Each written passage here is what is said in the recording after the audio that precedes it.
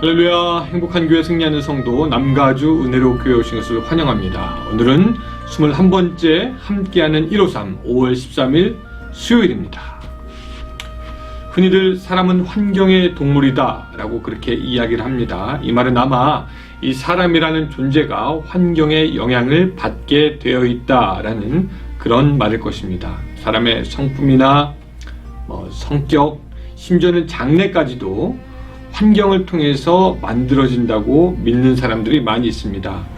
그러나 우리 하나님의 자녀들은 어떤 면에서는 환경의 지배를 물론 받기도 하지만 그러나 우리는 환경에 굴복하지는 않습니다. 오히려 환경을 이기고 하나님의 뜻을 나타내게 하는 것이 오늘 우리의 하나님의 사람이요 하나님의 자녀들인 줄로 믿습니다.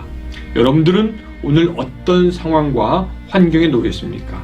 그 가운데에서도 하나님을 높이고 하나님을 바라보는 여러분들의 삶이 될 수 있으시기를 주님의 이름으로 축원합니다.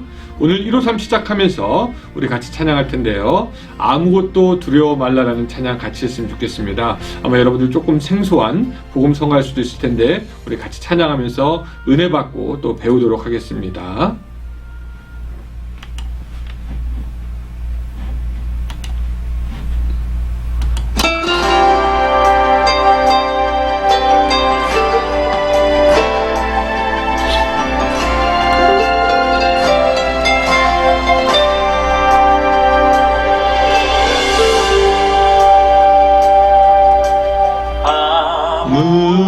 아무것도 두려워 말라. 주 나의 하나님이 지켜주시네. 놀라지 마라, 겁내지 마라. 주님 나를 지켜주시네. 아무것도 두려워 말라. 주 나의 하나님이 지켜주시네. 놀라지 마라, 겁내지 마라. 주님 나를 지켜주시네. 내 맘이 힘에 겨워 지칠지라도 주님 나를 지켜주시네. 세상의 험한 풍파 몰아칠 때도 주님 나를 지켜주시네. 주님은 나의 산성, 주님은 나의 요새, 주님은 나의 소망, 나의 힘이 되신 여호와.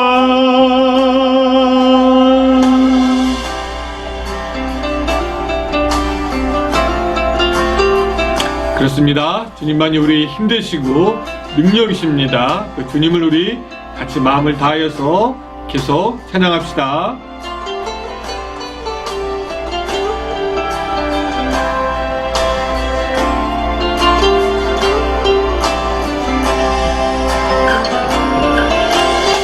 내 맘이 미겨워 지칠지라도 주님 나를 지켜주시네.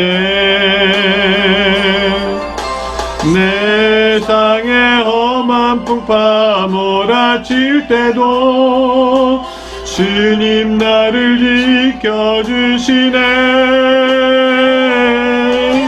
주님은 나의 산성, 주님은 나의 요새, 주님은 나의 소망, 나의 힘이 되신 여호와.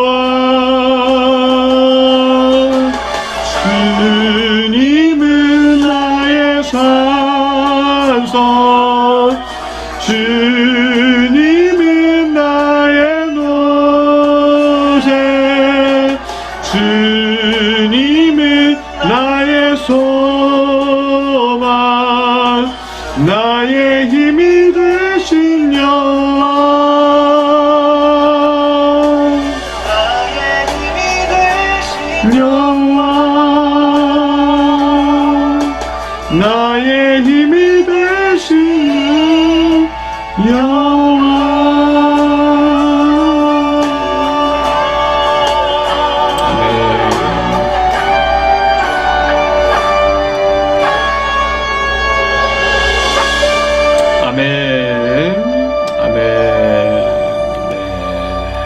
감사합니다. 자, 이 시간에 우리 같이 말씀 보겠습니다. 사도행전 21장 4절부터 14절까지의 말씀입니다. 사도행전 21장 4절부터 14절까지의 말씀입니다. 자, 제가 여러분들에게 읽어드리겠습니다. 같이 여러분 성경 찾으셔서 따라 읽으시기 바랍니다. 4절 읽습니다. 제자들이 찾아 거기서 이레를 머물더니 그 제자들이 성령의 감동으로 바울더러 예루살렘에 들어가지 말라 하더라. 이 여러 날을 지낸 후 우리가 떠나갈새 그들이 다 그 처자와 함께 성문 밖까지 전송하거늘 우리가 바닷가에서 무릎을 꿇어 기도하고 서로 작별한 후 우리는 배에 오르고 그들은 집에 돌아가니라. 두로를 떠나 항해를 다 마치고 돌레마이에 이르러 형제들에게 안부를 묻고 그들과 함께 하루를 있다가 이튿날 떠나 가이사라에 이르러 7 집사 중 하나인 전도자 빌립의 집에 들어가서 거기 머무르니라.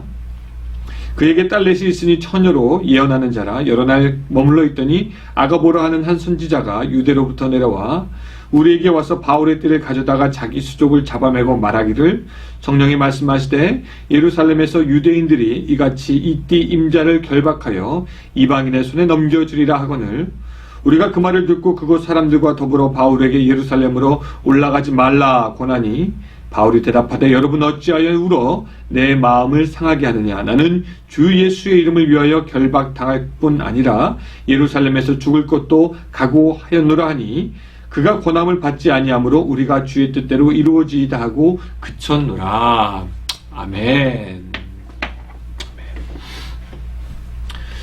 벌써 오래전에 나와서 베스트셀러가 된 책 중에 그 목적이 이끄는 삶이라는 책 있습니다. 아마 여러분들도 기억하실 겁니다. 그 책에서 이제 릭 워렌이라는 목사님은 사람들이 무엇인가 이끌려 산다라고 이야기합니다. 어떤 사람은 원한과 분노의 쓴 뿌리에 이끌려 사는 사람들이 있습니다. 주로 드라마에 보면 그렇지 않습니까? 어떤 나를 배신한 남자, 또 인생의 최대 목표가 자기 아버지를 죽인 그 원수, 그런 원한에 이끌려서 삶을 살아가는 사람들이 있고, 또 어떤 사람은 물질에 이끌려서 돈이 더 많은 곳에 돈을 찾아서 그 욕심으로 이끌려서 살아가는 사람들이 있고, 또 어떤 사람들은 자기의 자녀의 출세와 자기가 생각했던 것에 그 기준에 도달하는 그 자녀를 꿈꾸며 거기에 이끌려서 살아가는 그런 사람들도 있습니다. 여러분들은 지금까지 살아오면서 뭐에 이끌려서 살아오셨습니까? 여러분, 우리가 교회를 다니면서 예수를 믿고 바뀌어야 하는 점이 뭐냐면은 이때까지는 나의 삶의 목적이, 즉 내가 이끌려서 살았던 것이 사람이고 돈이고 나의 성공이고 건강이고 자식이고 가정이었다면 이제는 하나님의 목적에 의해서 이끌려가는 삶을 살아야 된다라는 것이 오늘 우리가 바뀌어야 될 부분입니다. 여러분, 이게 바뀌어지지 않으면은 계속해서 하나님을 믿는다고 해도 그것이 사실은 입으로만 하나님을 믿는 것이지 우리들의 삶의 전체로 하나님을 따라가는 것이 아니라는 것입니다. 오늘 우리가 계속해서 만나는 이 바울은 삶의 목적이 원래 율법이었습니다. 자기 의의를 드러내는 거였습니다. 그러나 예수님을 만난 이후로 자기의 삶의 원동력, 자기 삶을 이끄는 것이 바뀌는데 그것이 뭐냐면 바로 예수 그리스도가 되는 것이죠. 그래서 그는 이제 전도 여행을 마칠 무렵에 예루살렘으로 가서 복음을 전해야겠다라고 결심을 합니다. 이방 민족뿐만 아니라 이제 자기의 민족에게도 복음을 전해야 되겠다라고 그가 마음에 소망을 갖게 된 겁니다. 근데 그가 예루살렘으로 간다고 할 때 그 순간부터 바울을 말리는 사람들이 생깁니다. 자, 4절.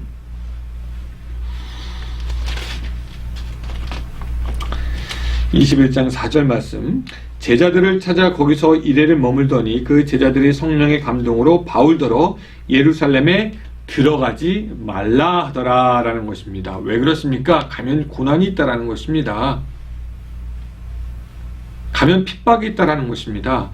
예루살렘에 가면 분명히 어려운 일이 생기니까 가지 말라라고 권합니다. 그러나 사도 바울은 애초에 복음을 전해야 되겠다는 그 말씀, 그 뜻, 그것을 가지고 계속해서 사명을 굳히고 그의 걸음을 다른 곳으로 옮기지 않습니다. 이 가이사야로 또 가게 되는데 거기서는 더욱더 마음에 힘이 드는 일이 생깁니다. 아가보라고 하는 선지자가 유대로부터 내려와서 바울의 띠를 가져다가 그것을 자기 손발을 묶고 예언하기를 뭐라고 했냐면은, 자, 본문으로 가면은 11절이죠.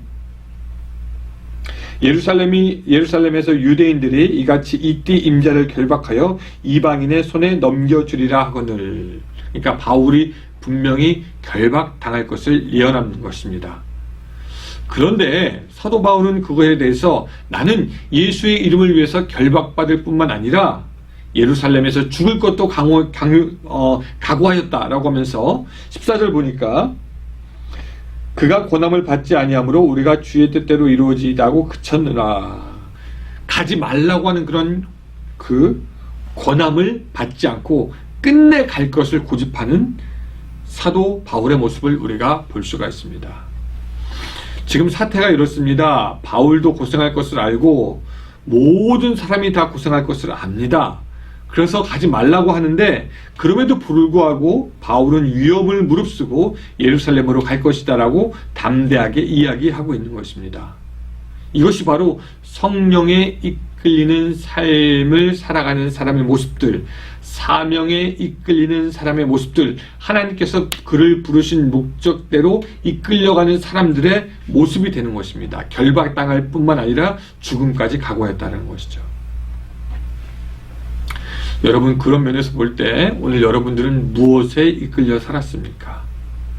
오늘 예수 그리스도가 우리를 부르신 삶의 목적에 이끌려서 살아오셨습니까? 아니면 내가 생각하고 내가 계획해서 내가 원하던 길로 여러분 오셨습니까? 이 손영원 목사님이라는 분이 기억납니다. 그분이 이제 여수 애양원에 부임해서 사역을 시작했을 때였습니다. 이분이 나 환자들의 피고름 나는 손을 거침없이 부여잡고 빨고 막 말도 같이 하고 그들과 함께 지내니까 환자들이 오히려 놀라서 당황하고 펄쩍 뛰며 뒤로 물러갑니다. 왜 젊은 사람이 애양원에 와서 우리에게 저토록 친절을 베푸는 것일까? 세월이 흐르면서 이들이 손 목사님의 진심을 알게 되었고 끊을 수 없는 사랑의 관계가 되었습니다. 근데 그래도 목사님의 손길을 거부하였습니다. 혹시나 나 때문에 손 목사님이 병을 옮으면 안 되겠다라는 생각이었죠. 한 번에 그 손 목사님이 나병에 걸렸다라는 소문이 돌았습니다. 그때 손 목사님이 이렇게 얘기했습니다. 내가 차라리 나병에 걸리면 오죽이나 좋겠나. 그러려면은 가까이 오지 말라고 뒷걸음치는 환자도 없을 텐데, 항상 그들과 함께 있을 텐데. 여러분, 바로 이런 삶이 예수 그리스도의 사명을 따라서 부르심에 이끌려서 사는 삶의 모습입니다. 사도 바울의 삶은 분명 쉬운 것이 아니었습니다. 갇히고 잡히고 매맞고 배를 타면 풍랑을 맞고 미움과 배신을 당하는 그런 삶이었습니다.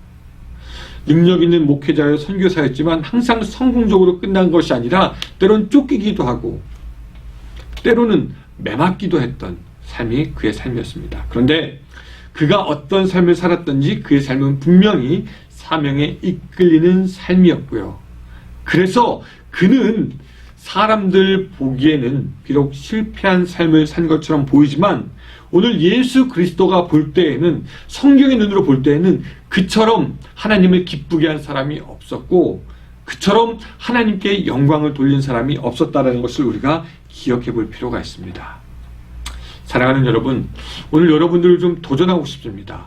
인생에 여러 가지의 삶이 있지만 여러분, 복된 삶이 무엇입니까?